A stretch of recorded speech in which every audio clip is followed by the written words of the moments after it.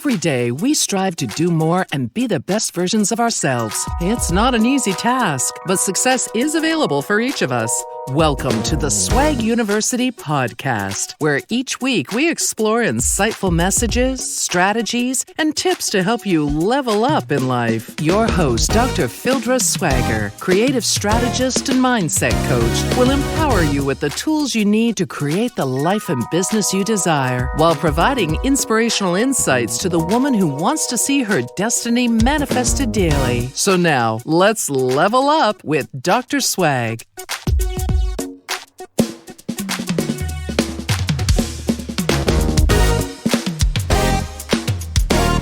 Hey, everybody, it's your girl, Dr. Swag. I hope you are having a wonderful day. I most certainly am. I am so excited today. So I have my friend and mentor here, Mike Thornton. Mike Thornton is here today. We're going to talk about value-based leadership. And that's really about having a mantra for yourself and how you lead. Mike Thornton has been my friend, colleague, and CEO for the past 6 years. He is the CEO and president of AMIkids. AMIkids is a national nonprofit organization that serves troubled youth, but it is embodied on the core values of kids first. Over Mike's career, he has had the opportunity to lead 7 different programs in the organization, serve as an executive director in 5, and that was across 3 states. And even before then, he worked in both day treatment and residential programs. But the thing about it is, Mike has built his career in the same organization for nearly 30 years. And I'm looking at him, ladies, he's not an old man. I'll just tell you that. He's a former football player. Just get your mind right. But he is my friend, and he is a great mentor and leader, a man of God, and a community leader. So welcome, Mike. Glad to be here, Phildra. It's so much of a pleasure to have you here as we expand the conversation at Swag University really around service. And you have really built your career being of service to young men. And I know that you started with the organization, as I said, almost 30 years ago in an entry-level position, and just have really grown through the organization, grown across the country. How did you know that AMIkids was the place for you to grow a career and to serve young men? You know, I think initially I was like most kids getting out of college that were looking for their first job. And then I had an opportunity to tutor at my church. Mm-hmm. And my pastor told me about this opportunity with, back then it was Pinellas Marine Institute over in St. Petersburg. And I took the opportunity to go out and interview, and I had an opportunity to go into the management training program or work with the kids in the classroom. And I took the opportunity to work with the kids in the classroom. And I did that, and I felt like I was a mentor, you know, for the kids, got a chance to talk to them. Obviously, they were dealing with a lot of challenges in school, their behavior, but it was fun. And so I think one key was when I would come home, because I was still living at home after college, moved back home, and my mom would say, "Man, you really like that job." So, you know, because I would come home so excited, talking about what happened during the day, what do we work on that day, if it was a reading or math problems and that type of thing. And so I was energized. And so later I went into the management training program and got a chance to move up to Jacksonville and became a director of operations up there. And I still was kind of like, you know, I like this is fun, but, you know, what else am I going to do? And then as I got into it and moved around a little bit and became an executive director later up in New Orleans, I realized that, you know, this is a great opportunity and I was learning a lot. And I think by probably my 3rd or 4th program, I realized that, you know what, I really like, you know, what I'm doing, and I decided to make it a career of it. That's fantastic. Now, you also were a high school and college athlete, and I've worked with you and for you for a number of years, so I know that you believe in that team aspect. How has that overlaid your career in helping you actually guide these young men? I think a couple of ways, particularly. First of all, young men like to be around people who are athletic and, you know, who have that type of background. And so they look up to you. You can, you know, as a role model, they want to, you know, play football at the next level and that type of thing. So that's a natural. But what it helped me do as far as my career is that I really believe in team. I believe that everyone plays a role on the team, and really no one's better than anyone else on the team. Everybody has a role, and if they don't do their role, you're not going to be successful. And so I use a coaching philosophy when I'm dealing with staff and say, Lynn, this is what I need you to do, or this is what my role is on the team. But if we work together and we communicate, we can accomplish a lot. And so how that translates to our kids, as staff, we are leading those kids and trying to help those kids turn their lives around. So we have to be on the same page. So when staff are, they're bickering and they're having disagreements and stuff, that's not healthy for the environment that we're trying to create for the kids. And so that's why I've always used the team philosophy in working, with the programs and working with kids. Yeah. So as you have grown through the leadership ranks and working with teams, how can the listeners who are mostly startup entrepreneurs or leaders in various small business, I don't think most of the at least the listeners who have reached out to me are not leading an organization in 10 states, But how, when you think about developing small teams and having a mission like a Kids First out front, how can someone take that and really grow it into an organizational career? I think keep learning. Every opportunity, every move that I made, talked about the different places I've been, I've learned at every location. I learned something. If it was very hard, very tough, difficult, I learned a lot. If it wasn't, I still learned things through those. So be a learner, a lifelong learner, that you're always trying to improve your skills. And if you're running an organization, be the very best you can be at doing what you're doing. And bringing the right people on your team and getting people on the same page, that you guys are working towards that mission every single day. And when things aren't going right, you confront it. You don't have to be nasty to people. You don't have to, people sometimes raise their voice or disrespect people by, using profanity and that type of thing. You can talk to people like people, get like-minded people together, give expectations, hold people accountable, and keep moving forward towards your goals. And then let it grow organically. You don't have to. You can start with a small program and say, man, we figured this out. You got people believing your program. Now maybe we'll add another or add a component to the program that you weren't doing. So I think coming together, having like-minded people, and having a direction that you're working, your mission, and trying to be the very, very best that you can be. I think that leads to a very positive environment, and it can lead to growth. Yeah, growth is...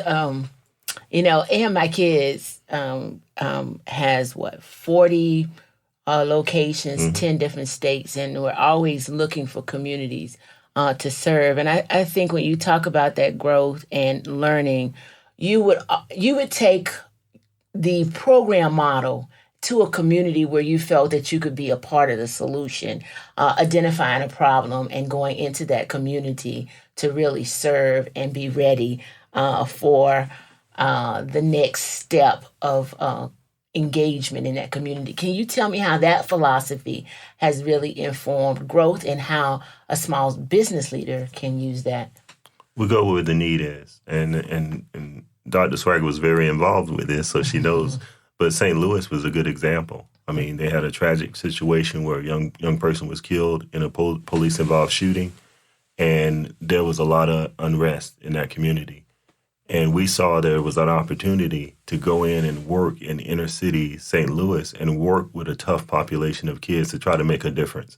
And our company was founded on working with kids that nobody really wanted to work with. Right. And so when we see a situation, especially like St. Louis, where they need services, people are moving out of the city, they have limited resources, and we feel like we can be a part of that. So we fought very hard, to try to find funding and try to provide services to that community because they needed it. And we want to take advantage of those situations when we have a high need area and we feel like we can add some services. We want to do that. We're doing something similar to that right now in New Mexico. They have some needs for services, and we're working with the county to develop some programming to help provide services for those kids that need those services and families.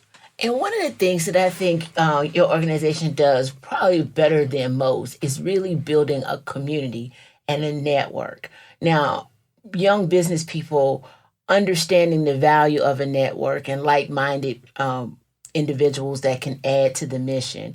What is the strategy that you're able to have such a strong network of people who stay connected and come back to be connected? Even though AMIkids is a national organization, we are local organizations. We're community organizations in the cities that we serve because we have local board members that are a part that make up that local program. Mm-hmm. And they have connections and we connect with the community. And so people look at us, oh, that's one of our programs. It's not the group from Tampa that's running a program here. That's my local program. Right. And so we talk to legislators. They say, hey, how are my kids doing? Mm-hmm. You know, we talk to the school board. How's it going over there at the school? Because they look at it as their school. Mm-hmm. And so I think that's been a strategy that we've used from the very beginning. And I do think it's important. We've had some fights, you know, with dealing with legislative funding and that type of thing. Right. And because of those local connections, it allowed us to survive, you know, those situations because you had local people, legislators, local school board members that were saying, listen, we want our program to stay. And so it's been very critical in the growth of AMIkids. Yeah. I can recall seeing legislators, you know, on both sides of the aisle actually stand up for children and for parents to come in and say, if it had not been for, you know, you know, so the work that you do in the community, I think also allows you to have the footprint, the network, and the resources that you have. And as young entrepreneurs and startup organizations begin to expand, that's the message. When you do good work, you attract those who want to help expand that service, expand that mission to you based on the seeds that you plant. Right. But I would also say if you're starting something, tell people what you're doing. Mm-hmm. Get out in the community, meet as many people as possible. Everyone doesn't have to be a person that's going to donate to it. You can have a friend that will introduce you to people that you may be able to expand what you're doing because people wanted to collaborate and partnerships. You may have a building, they may have the kids. You may have the kids, they may have a building. You may have a special project where you need, you know, additional kids. They have a service that, you know, so you guys can work together. Those partnerships and networking is really, really critical. Mm-hmm. What's the toughest lesson you learned as you moved into new communities and worked to really build relationships there?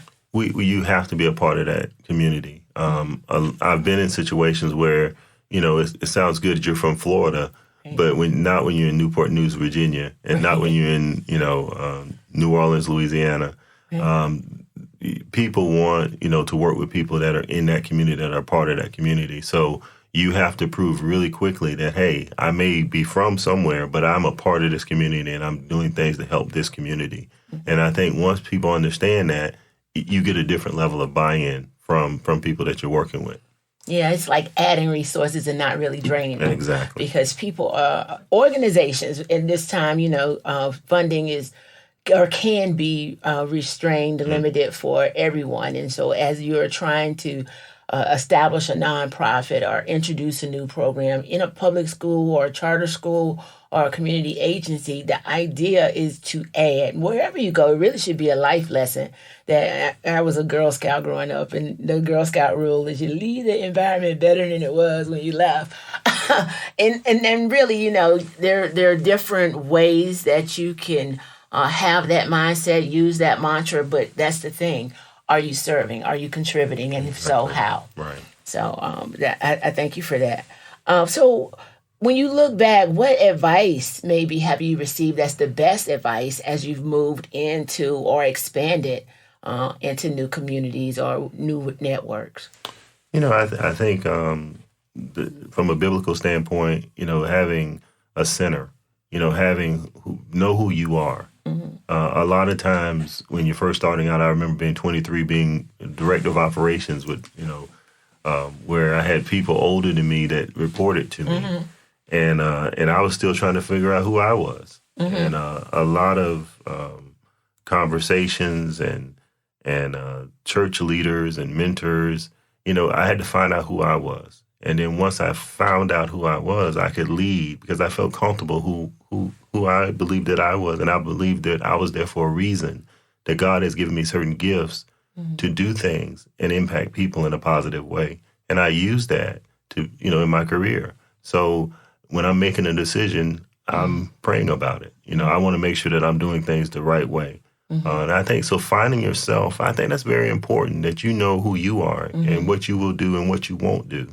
And so you know what you stand up for. And we believe, in our organization, kids first. And we want to make decisions in the best interest of kids. And so a lot of times we're making decisions about a program, we're going to keep it open or close it or new growth or that type of thing. What's needed in that community? Is this a kids first decision? And it keeps us centered in the direction that we should go. Have you ever had resistance about bringing your faith into the workplace? Sometimes people feel like they have to live small in order to be accepted. How have you dealt with that in your career? Even though AMIkids is a nonprofit 501c3, and we're not a faith-based organization, throughout my entire career, we've always prayed. We've always had a spiritual side of the organization and the people that work with the organization. So I've never faced, that in the workplace since I've been with AMIkids. Like you said, it's been almost 30 years. Yeah.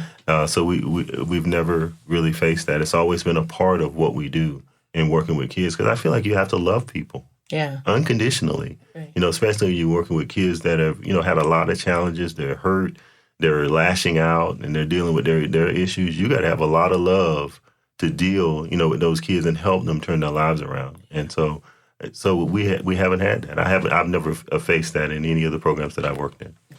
Well, that is a blessing. That you can bring your faith and your whole self, your authentic self, into the workplace. That a lot of my listeners are female, and some of the feedback that I get, and especially as an African American woman, can I wear my hair this way? Should I dress this way? But to be able to be authentic and to be yourself in the workplace, based on your faith, based on whatever identity you have, is empowering for people. And I think in this place where we are in really developing, I think I read that in 2020, nearly a majority of the workforce, 60% of the workforce, will be self-employed or entrepreneurs. And as entrepreneurs, you're delivering a service. You need to be able to connect. You need to be able to be authentic so that what it is that you sell, what it is that you provide, the service can be genuine. Now, that's not to say that, there are not business opportunities that people pursue for the sake of business. But when you're in the nonprofit space, such as yourself, or in the space where you work with young people and children, having the opportunity, demanding the opportunity really to be who you are is empowering. So, Mike, you've worked with kids in 10 different states, probably even more. Right now, AMIkids operates in 10 states. Have you seen, or what are the commonalities you see across the country that people can, as beginning business people, can reach out and serve communities? What are some of the needs across our country right now that you see with young people? Missing fathers, a lot of single parent homes. Kids need mentors. Kids falling behind educationally, which leads to behavior issues. So if you want to volunteer at a school, be a part of spending some time with a kid and just read, or just talk, to encourage them. Kids with all this social media and devices and all that time, there's not a lot of communication, just having conversation, spending time. So we see a lot of that. In the home, lack of communication. We do some family programs where we go in and work with families about skills and how to communicate. So that's been a major issue. But I would say education, and I know Dr. Swagger believes in education. With a vengeance. Yes, education. She is passionate about education. But it is a critical thing. You have kids that are 15, 16 years old who are reading at the third grade level. And that is not conducive to getting a job. That is not conducive to anything positive. And so, we have to, as a community, get involved with these kids to help them, get their reading levels right, get their math levels right, have goals and aspirations other than the things they see in some of their communities. So I think giving them hope, that they can do something better. So a lot of times when people are coming in, you say, well, I don't have anything to offer, but you're a successful business person. You're a family person. You love your children. You love your, you go to church or you're involved in the community. You're a positive role model. Right. And a lot of our kids don't get to see a lot of positive role models. So I think that's important. Yeah, you cannot despise the small beginnings. And I happened to, on another episode, interview an NFL Hall of Famer, and we were talking about his platform. And somehow I mentioned my platform, or I said, well, maybe I have a stage compared to your platform. He was like, no, your platform, you're on the airwaves. You never know who you're touching just by showing up, just by being present and able and willing to contribute, to serve. So use your voice, use your time, use your talent, use your resources at whatever level. You can't despise small beginnings. Do you have a favorite kid? Have you met a kid that's really impacted you over the years? That's like that one child that makes you do what you do when you think over the 30 years you dedicated your career to this? I think over my career, I've had different kids that have just hit me, because it is a very stressful, and you got to be, like I said before, you got to have a lot of love in your heart. Mm-hmm. And then a kid would come back after they've gone for a couple of years or 3 or 4 years and come back and say thank you. Yeah. Or the kid that said that, you used to drive me crazy, and that kid has a family and their son, and they have a wife and they have a job and they're so proud. And we used to call those paydays when I worked in the program. So the graduation days were a payday because you get to see a kid that came in, didn't know what they were going to do. The kid was all into drugs and whatever else they were into, and to see that kid earn their high school diploma or earn their credits and go back to school, that was a payday. Yeah. And then when you see a young person get a job and they call you and say, I just want to tell you I got a job, or come back and apply for that scholarship. That they're going to start school, So I think there's many, many kids over those years that have really inspired me to do what I do every day, because that's what it's about. Yeah. So I've always, for AMI, I did a lot of traveling. And it would be so heartwarming that knowing that, okay, I dropped my daughter off at the bus stop or whatever, and flew to St. Louis or flew to Louisiana or North Carolina to be at a program, and I walk in and the kid would say, hey, lady, I hadn't seen you, as if they remembered me and my work mattered to them. And that has been probably one of the things, or one of the memories of my time at AMI that has been, of value. Another time that I think really was impactful was that myself and Rosemary were at the state legislature, and the parent came. And we had a parent, Mike, that was speaking to the legislators in regards to whether or not our funding would be secure. And she came with her then 15-year-old son. And as she told the development of her son and how well he was doing, and the fact that he probably had gone from attending school 10 days a year to only missing 10 days a year. I mean, it was that extreme. And then she began to cry. And her story was that if my older son had had a program such as this, he would not be spending 10 years incarceration. Right. And, the thing about the work that you do as a servant leader, as a value-based leader, is that you're changing generations. And that's what matters in the community. That's what matters around the world, that the next generation can do better than the generation of current. Exactly. So I just wanted you to know that your work has produced that. So it's valuable to see what's going on when you think about the lives and the communities that you've impacted. the organization has impacted. So, Mike, as we begin to wrap up, if you had to give the best advice to a startup nonprofit in terms of being of service and of use, what would be your parting words?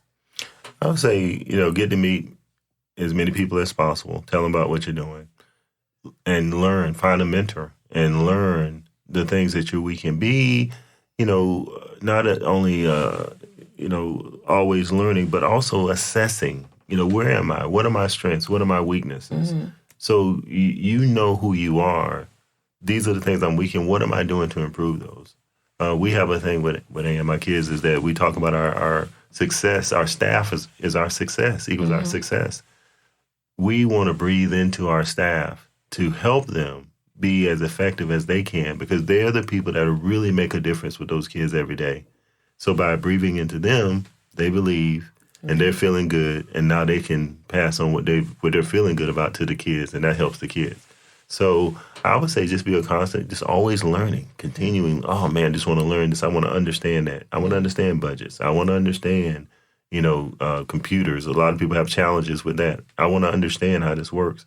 And if you're doing that, you're going to always challenge yourself, and there's always that next thing that you need to do. Yeah. Do not just be the status quo. Don't be average. Don't just be, we're just making it. That commercial, it's okay. Yeah, it's okay. It's not okay to just be okay. Not okay to be okay. It's not okay to be okay. Yeah. Well, our favorite quote is one we should leave on. What is it? You know what it is. If you want something different. And the pastor definitely told us that. He said, if you want something different, you have to do something different. And the most important part is change begins with you. That's so true. Yeah. That's so true. Well, I thank you, Mike, for being here today. You are my mentor. You are my friend. And I want to invite you back to the guest chair anytime you have time to swing by Swag University to help our audience grow. Well, thank you, Dr. Swagger. And you are my mentor and my friend. And I appreciate being here. It's a pleasure. Thank you so much. Guys, thanks for tuning in. As you know, as always, it's your girl, Dr. Swag. Peace, love, and happiness. And remember, stay blessed to be a blessing. Glad you joined our conversation. For more Swag University episodes, subscribe on iTunes and help us level up by leaving a 5-star review. For more information and free resources, visit our website at swaguniversity.com with 2 G's. That's SWAGG University.com. Also, follow us on Facebook, Instagram, and Twitter to keep the conversation going. Until next time, we hope this episode has inspired you to manifest your destiny and level up today.